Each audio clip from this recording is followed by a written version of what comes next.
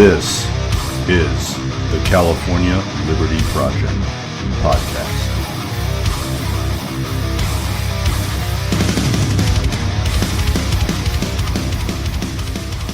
Welcome back to the California Liberty Project podcast. I really appreciate everyone for joining me once again on another great episode here. This is going to be one of our early episodes of the year on our weekly podcast. And we've got some really important stuff, some really interesting Sacramento stuff to talk about. Some items, some new bills that have become laws, actually, that are going to affect all of us. Some of these have been in the headlines. We'll talk about that here in just a second with our guest, Katy Grimes. So Katy, bear with me for 1 second. Everybody, make sure you're following us on Spotify, on Apple, on all the major podcast platforms as we continue to get the word out about our show. And as we continue to grow and get more new listeners around the state, and even from a lot of other states too, which has been really cool to see. So welcome to all non-Californians. We hope that we are a beacon or maybe a precautionary lesson to you all in your different states. So my guest today is Katy Grimes. Now, Katy, I believe, does editor work, a lot of writing and investigative journalism over at the California Globe, which is a great source of news for all of us in California and even outside of California. If you want to get the real scoop, if you want to find out what's going on, make sure to follow the California Globe, check them out online. And of course, Katy can tell us all about that. But in the meantime, welcome, Katy. Thank you very much for joining our podcast today. Thank you, Greg. Thanks for having me. Yeah, absolutely. Really appreciate your time. So let's go ahead and jump right in with some of the January 2024 stuff. I know there have been a lot of great pieces, really informational pieces over at the California Globe, and you've written several of those. So before we even jump into that, tell us a little bit about yourself and how you came to be in California journalism, following California politics, and also how about a little introduction to the California Globe's work? Sure, thank you. Well, I'm a California native, so it's kind of born and bred in me. I've been a writer for a very, very long time, and initially started as an opinion writer, but felt sourcing and proving with data is super important, and it just kind of fed its way into news reporting as well as investigative journalism. The California Globe is a really nice, easy to access, single source for people if they're looking for honest reporting from the state capitol. It's where I report. We have a bevy of freelancers. We've got other reporters who are covering the state politics. We really try to drill down on things that we notice a lot of the mainstream media does not. And so you get barraged with the mainstream media. We fill in all those gaps for you about what's really going on. Yeah, excellent. And I found it to be really, really a very helpful and useful resource to, as you said, to kind of get beyond just the headlines. There are those headlines, and then we all start screaming, say, oh, what's going on? We get our pitchforks, but then getting more information is always key, is always something we need to do as informed citizens. So to that end, let's jump right in, get back to it. How about in terms of headlines here? And we talked very briefly about this before we hit record here. This $68 billion budget deficit that even made national news. The national media loves to join in and kind of laugh at Newsom and the eccentricities and extremities here in California. But tell us, in a minute or two, or as long as you want to take, what are the facts about this $68 billion budget deficit? And now Newsom's claiming it's way overblown. It's 30 billion less than that. Can you kind of walk us through some of those important facts as we worry about financial oblivion here in our state? Well, Governor Newsom's budget has made a wild swing from a couple years ago, year before last, and part of last year, claiming that we had this $100 billion surplus in the state to now what the Legislative Analyst's Office was reporting as a $68 billion deficit.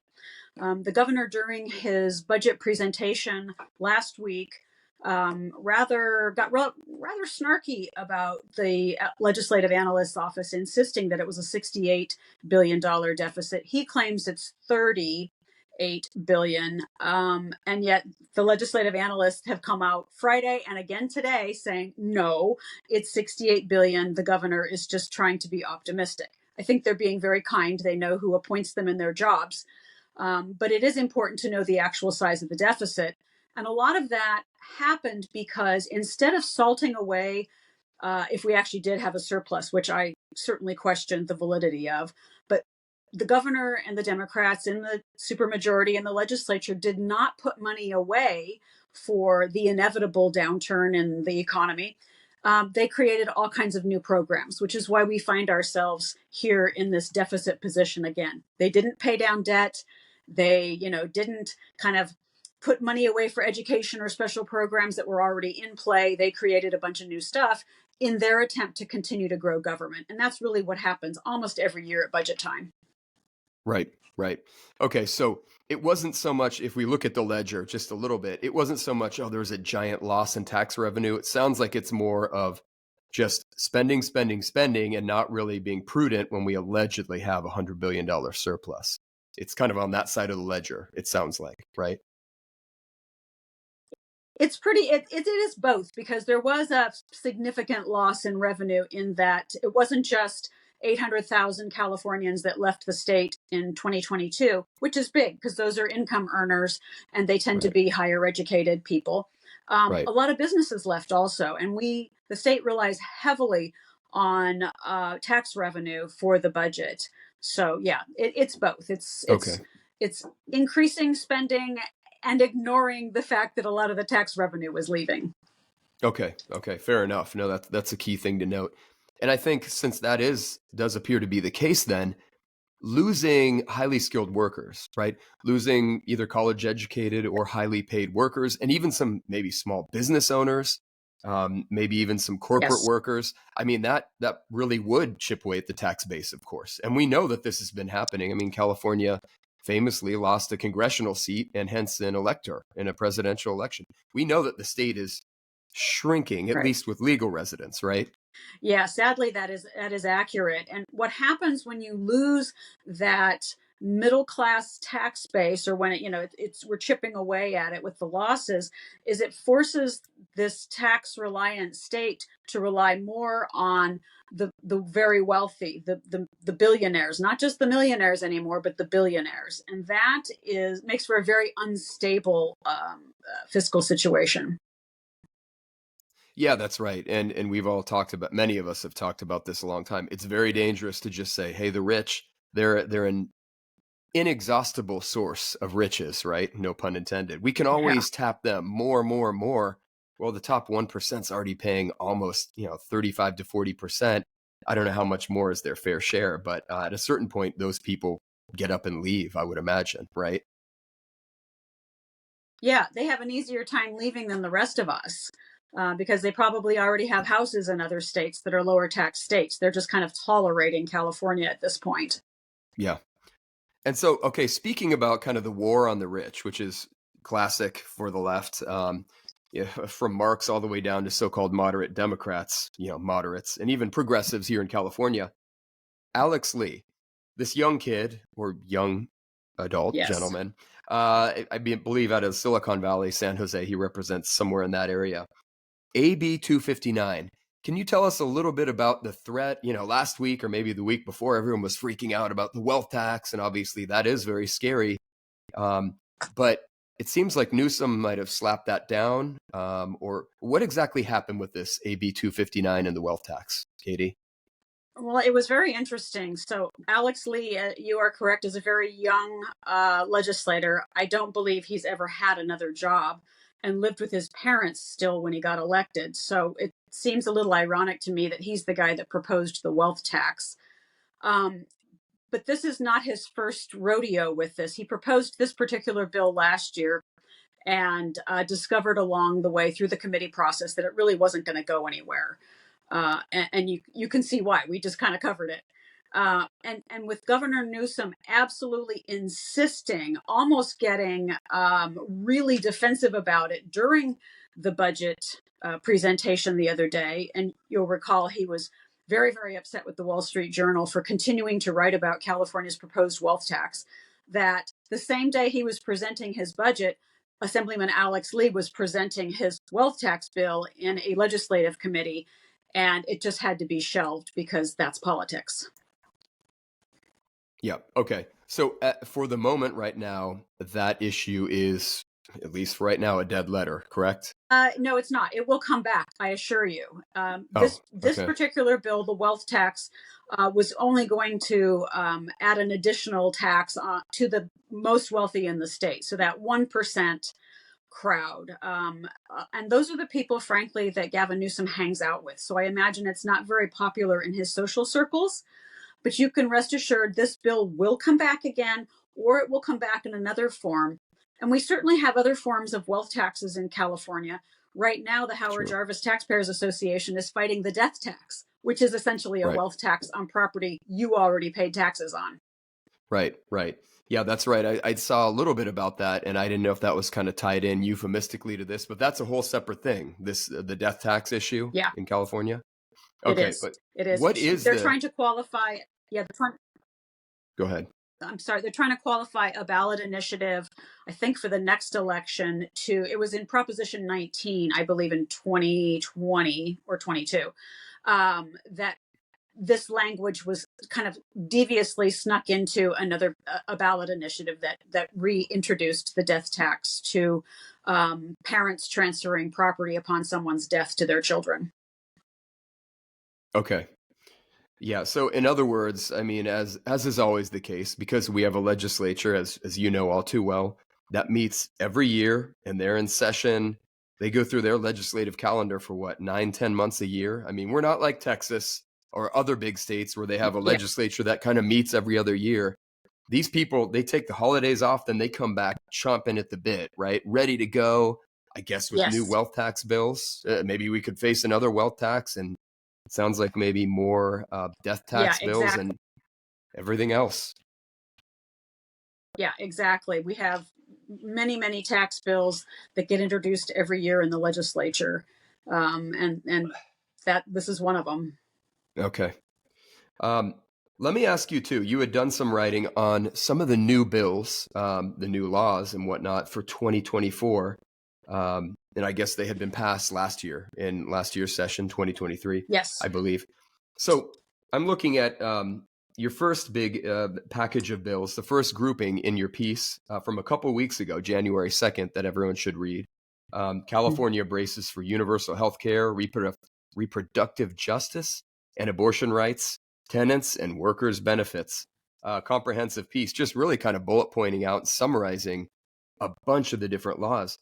Let me ask you, on the abortion and so-called reproductive justice bills, why were we facing so many of these bills this year? I mean, California already has very, very liberal or progressive abortion rights laws, right? So was this in response to Roe v. Wade? Is that kind of what's going on?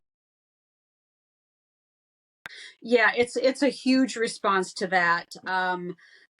Which all the Supreme Court did, as you know, and your listeners know, just kicked it back down to the states instead of it being a federal issue, which is frankly how it should have been all along.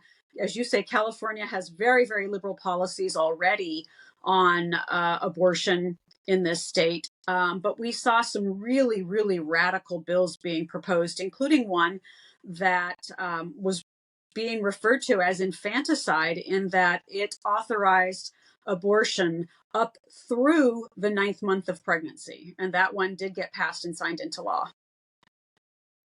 So that is current law. Which one was that, Katy?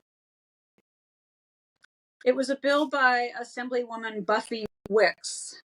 They changed a little bit of the language in it in order to get it passed, but it's still one of those 9-month pregnancy bills that allows abortion. Yeah, and those are the ones that when they're asked about it, it's funny when conservatives or other people, even independents, ask Democrats about some of these radical and permissive abortion rights laws, up to the moment of birth. We always hear, well, it's not just a talking point. In California, it sounds like it is a reality. Yeah, Yeah, it that is is a horrifying. reality, and it's horrific. Yeah, I covered it pretty thoroughly throughout the process, and it was a game of semantics with the Democrats pushing this bill and people, pushing against it. And as you pointed out, this was the California Legislative Women's Caucus and Future of Abortion Council, which is, this council they created, and they call it reproductive justice and reproductive rights. And as I point out, the unborn baby obviously has no reproductive rights since, they're proposing to kill it at any stage during the pregnancy. Right, right. It's just amazing. And I think you pointed this out in general in your piece and all of your work, probably over the entire year and previous years. Every year, we have thousands of new bills that are passed. Not only new abortion bills, although it might seem like thousands of Yes. abortion and healthcare, rights, but it's just law upon law. Just when we think, okay, California has completely legalized abortion, we get it, right? Then it's like they pass a whole other slew of these abortion rights laws. It's just incredible.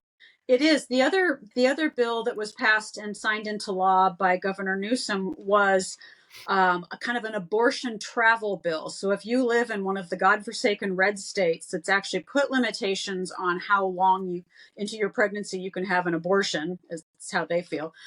California will pay for your travel to the state, will pay for your hotel and car rental while you're here, and pay for your abortion so that you can do that in this state instead of your own state.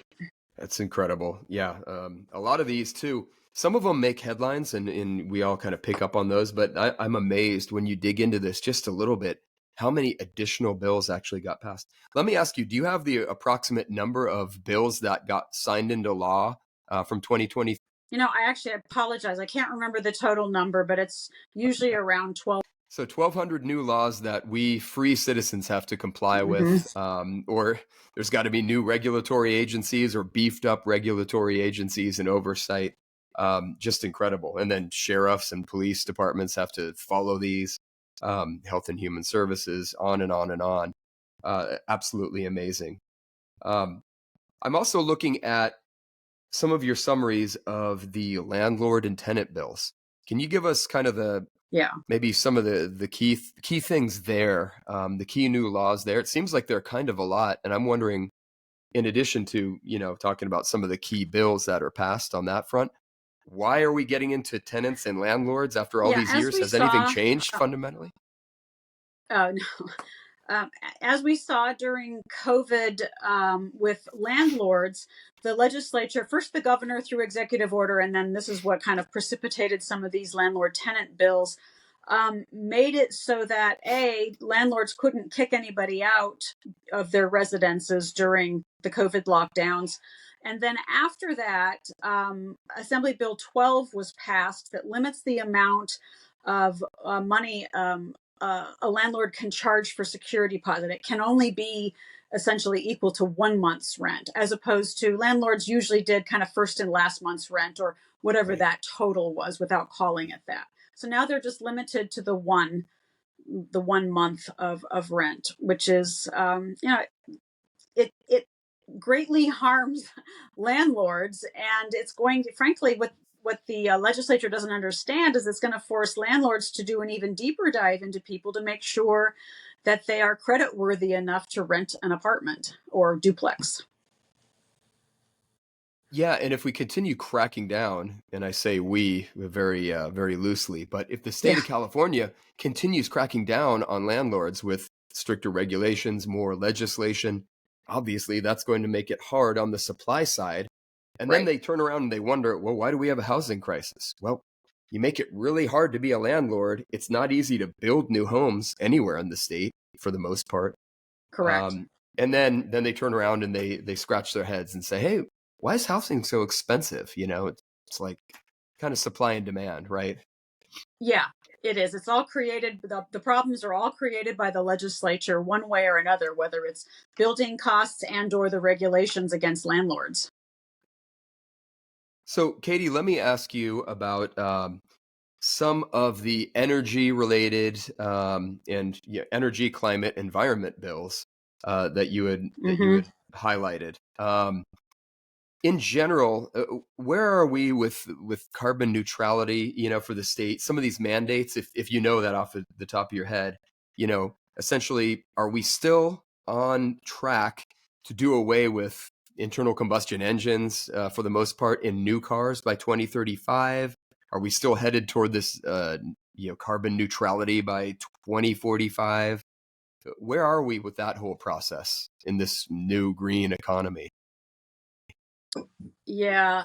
What I will tell you is there's nothing green about this economy. The governor and the Democrats and the special interests pushing this stuff are completely ignoring the reality that as far as getting rid of the internal combustion engine by 2035, we've now got car dealers. I read an article recently about GM and Ford dealerships were having to be bought out by the manufacturer because the owners of these dealerships said, A, nobody wants to buy these electric cars, and B, I don't want to sell them.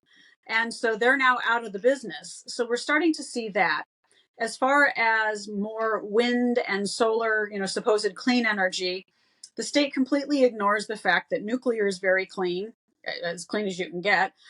They're taking off hydroelectric dams up in the north part of the state and trying to force everybody into wind and solar, which cannot possibly fuel the electricity grid. We know. I mean, we already suffer, rolling blackouts in the heat of the summer. I'm up in Northern California, where even in the wintertime, as soon as it gets windy or stormy enough, they shut the power off because they're worried about trees falling on power lines. So I think the state's a mess. They would certainly serve themselves and all of us better if they would just clean up the existing mess and then maybe talk about something more practical, like an all of the above approach of, coal, natural gas, nuclear, hydro, wind, solar, algae power, whatever else they want. Right.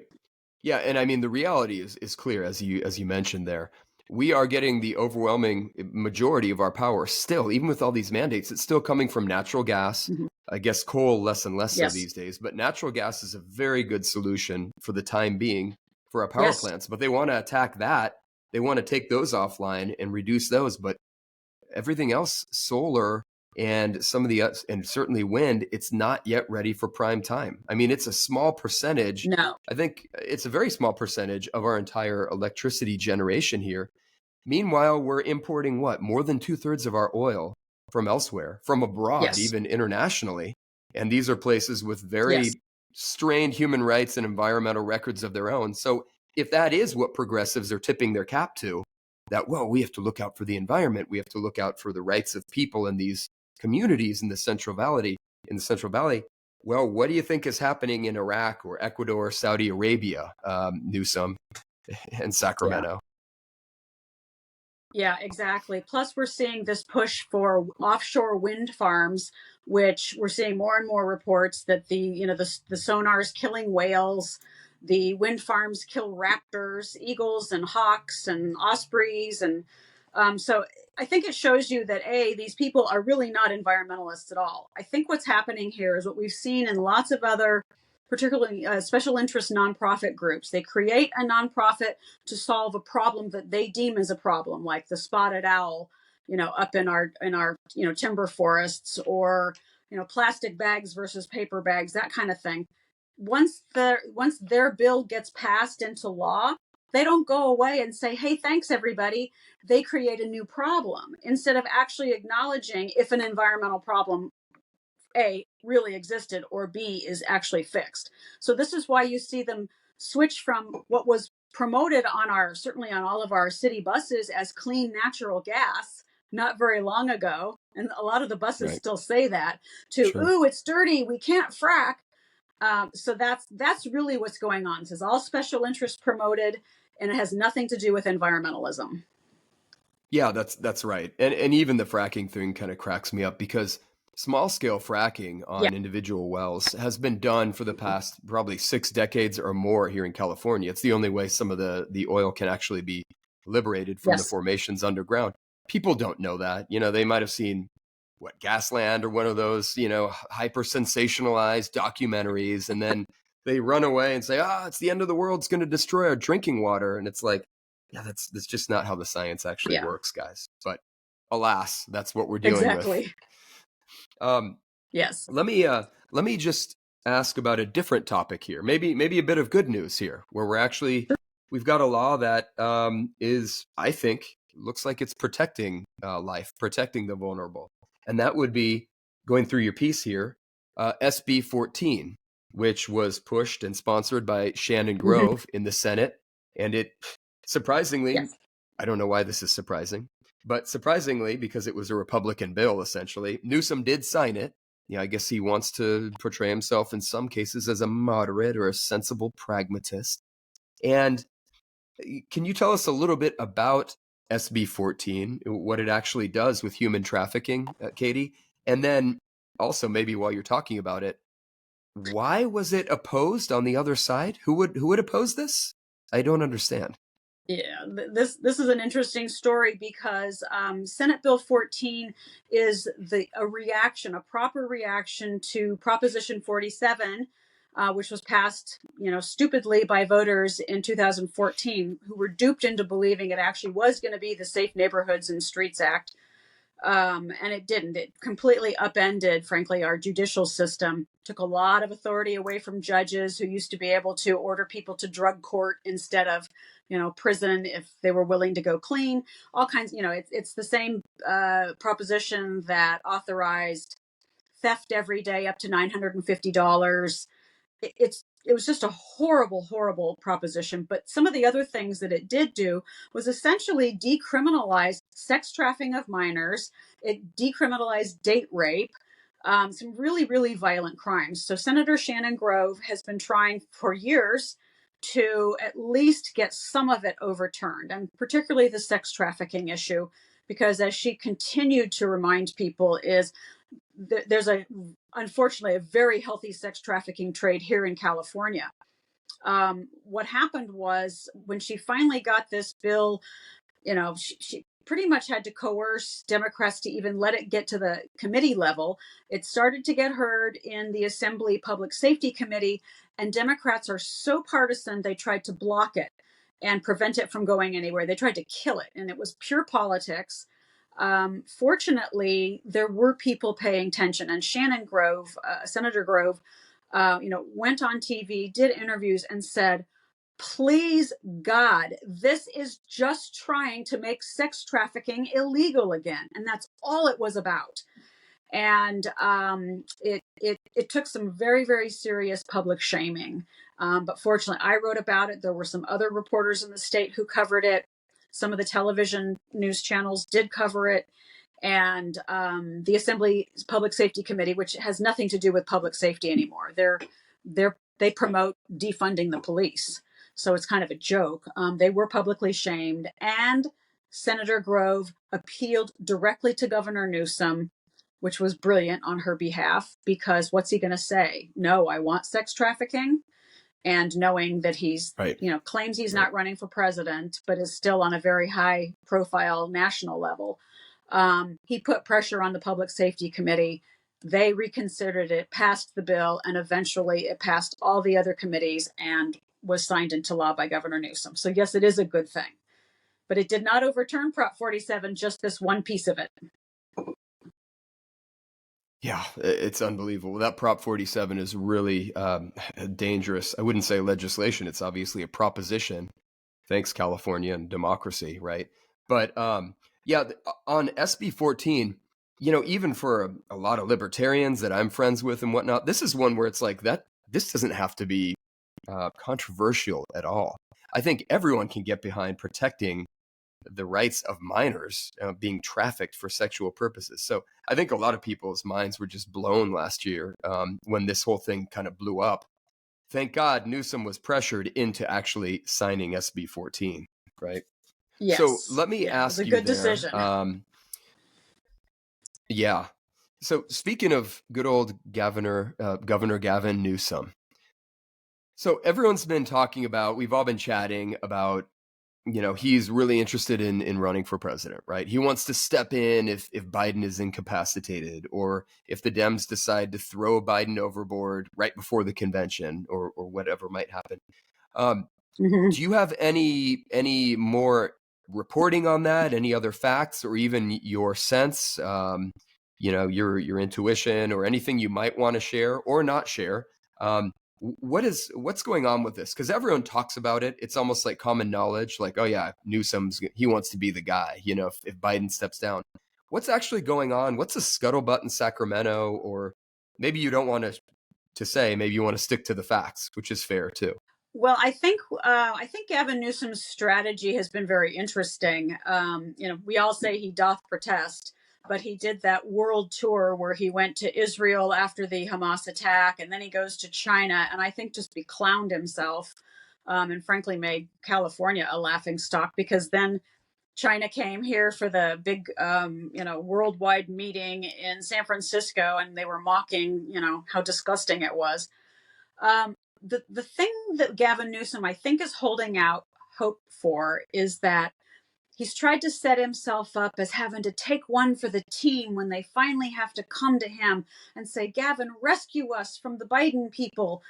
I kind of think that's been his strategy. I also think, though, when Gavin Newsom signed the bill into law, giving full health care to illegal immigrants in the state, I think that pretty much nullified him for president. There's no way people in the rest of the country would vote for him anyway. I do think there's a problem there, but I think that could have solidified that they need to look at someone else. I also hear from contacts in Washington, D.C., that he is, people don't like him in DC. So, and I can see why. I think he comes off smug and elitist, and there's plenty of that in Washington, DC already. Yeah, no, that is absolutely the case. One of my fundamental questions too, with all these kinds of rumors and this discussion, is how would he kind of sidestep or jump in front of, maybe leapfrog is a better word. How would he get in front of Kamala Harris, who's VP, who's a woman of color that they always like to talk about, that conferring kind of Right. extra protections? How does he leapfrog Kamala Harris? And how would that even work? From what I understand, they're not very close, being both from the Bay Area, but I don't know. I don't know how this would work. Yeah, I think there's a huge rivalry there, certainly at this point. And it does make you question how the DNC could possibly pick an elitist white guy over the vice president female of color.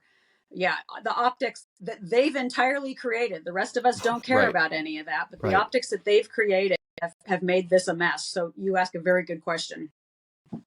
Yeah, and I guess we'll just kind of wait and see on that one. And I am kind of amazed that with everything that we think, his ambitions are and what's coming up, it's kind of incredible that he has signed some of these bumbling, pieces of legislation, like going forward with his the full scope Medi-Cal, including illegal immigrants and whatnot.